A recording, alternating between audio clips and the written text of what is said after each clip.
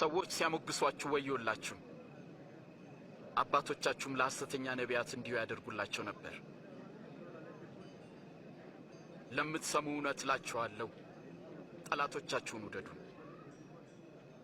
ለሚጠሏችሁ መልካም አድርጉ፣ የሚረግሟችሁን መርቁ፣ ለሚበድሏችሁም ሰዎች ጸልዩ።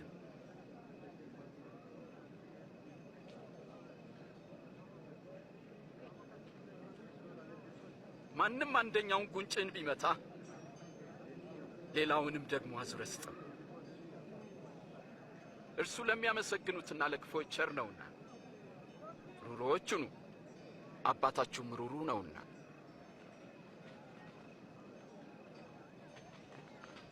ኢየሱስ ሆይ አድነን።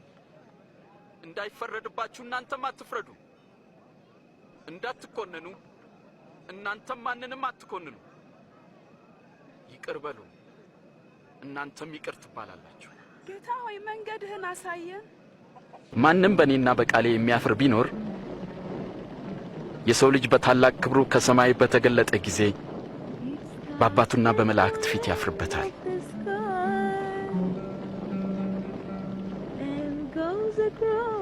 እውነት እላችኋለሁ፣ በዚህ ከሚቆሙት የእግዚአብሔርን መንግሥት እስኪያዩ ድረስ ሞትን የማይቀምሱ አሉ። ሕዝቡ እኔን ማን ይለኛል? አንዳንዶች መጥምቁ ዮሐንስ ነህ ይሉሃል፣ ሌሎች ደግሞ ኤልያስ ነው ይላሉ። ሌሎች ደግሞ ከቀደሙት ነቢያት መካከል አንዱ ተነስቷል ይላሉ። እናንተስ ደግሞ እኔን ማን ትሉኛላችሁ? አንተ ክርስቶስ ነህ።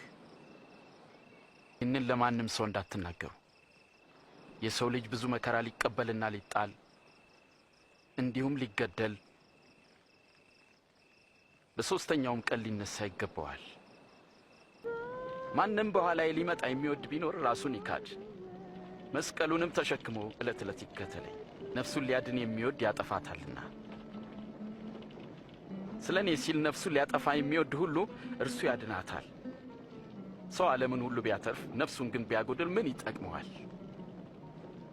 ማንም በእኔና በቃሌ የሚያፍር ቢኖር የሰው ልጅ በታላቅ ክብሩ ከሰማይ በተገለጠ ጊዜ በአባቱና በመላእክት ፊት ያፍርበታል።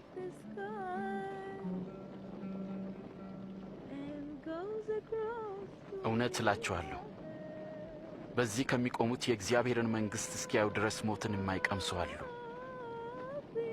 ሰው ዓለምን ሁሉ ቢያተርፍ ነፍሱን ግን ቢያጎድል ምን ይጠቅመዋል? ሕዝቡ እኔን ማን ይለኛል?